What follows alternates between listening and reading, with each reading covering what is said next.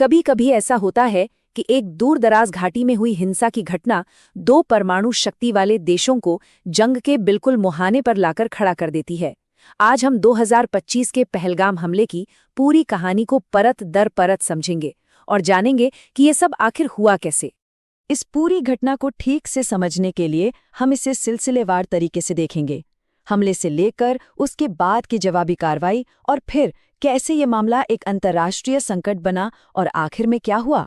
हमारी आज की चर्चा इन 5 हिस्सों में बटी है। तो चलिए कहानी की शुरुआत करते हैं। जगह जम्मू और कश्मीर और दिन 22 अप्रैल 2025। देखते हैं कि उस दिन असल में हुआ क्या था। सबसे पहले जो आंकड़ा सामने आता है वो है 26 आम नागरिक मारे गए। ये नंबर सिर्फ एक आंकड़ा नहीं है, ये बताता है कि ये हमला कितना भयानक था। दरअसल ये 2008 के मुंबई हमलों के बाद भारत में आम नागरिकों पर हुआ सबसे घातक हमला था। तारीख थी 22 अप्रैल 2025, एक ऐसी तारीख जो इतिहास में हमेशा के लिए दर्ज हो गई। और ये सब हुआ पहलगाम की बैसरन घाटी में। ये एक ऐसी जगह है जो अपनी खूबसूरती और शांति के लिए मशहूर है। शायद इसीलिए यहाँ हुई इस तरह की हिंसा और भी ज्यादा चौंकाने वाली थी।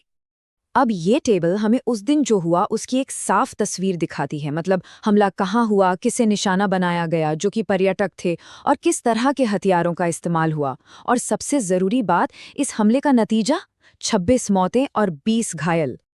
और इस हमले का तरीका वो बहुत ही ज़्यादा परेशान करने वाला था। हमलावरों ने सीधे सीधे धार्मिक अल्पसंख्यकों को अपना निशाना बनाया, उनसे उनका धर्म पूछकर। लेकिन इस नफरत के बीच एक स्थानीय मुस्लिम घोड़े वाले ने हमलावर को रोकने की कोशिश की और इस कोशिश में उसकी जान चली गई। ये एक अविश्वसनीय बहादुरी की मिसाल थी। और जो चश्मदीदों ने बताया वो तो और भी दिल दहला देने वाला था। पता चला कि मारे गए लोगों में कई नवविवाहित जोड़े भी शामिल थे। ये इस त्रासदी को और भी ज्यादा दर्दनाक बना देता है। तो हमले के तुरंत बाद, जैसा कि अक्सर होता है, हर तरफ कन्फ्यूजन था। सबसे बड़ा सवाल ये था कि आखिर इसके पीछे है कौन। ये पता लगाना जांच का सबसे जरूरी हिस्सा बन गया। और फिर एक नाम सामने आया, द रेजिस्टेंस फ्रंट या TRF। ये लश्कर-ए-तैयबा का ही एक प्रॉक्सी ग्रुप माना जाता है। इस ग्रुप का नाम सामने आने से मामले की दिशा ही बदल गई। और ये टाइमलाइन देखिए, इससे पता चलता है कि मामला कितना उलझा हुआ था। पहले तो TRF ने हमले की जिम्मेदारी ली, एक नहीं बल्कि 2 बार। लेकिन फिर कुछ ही दिनों बाद वो अपने बयान से पूरी तरह पलट गए। इस वजह से भ्रम और भी बढ़ गया। तो इस हमले के जवाब में भारत ने भी तेजी से कदम उठाए। दोषियों को पकड़ने के लिए एक बड़ा काउंटर टेररिज्म ऑपरेशन लॉन्च किया गया। इस ऑपरेशन का नाम था महादेव। इसका मकसद साफ था, हमलावरों को ढूंढना और उन्हें न्यूट्रलाइज करना। यह ऑपरेशन करीब 3 महीने तक चला और आखिर में 28 जुलाई को सुरक्षा बलों ने 3 हमलावरों को एक मुठभेड़ में मार गिराया। लेकिन बात यहीं खत्म नहीं हुई। इस घटना का असर सिर्फ एक देश तक सीमित नहीं रहा।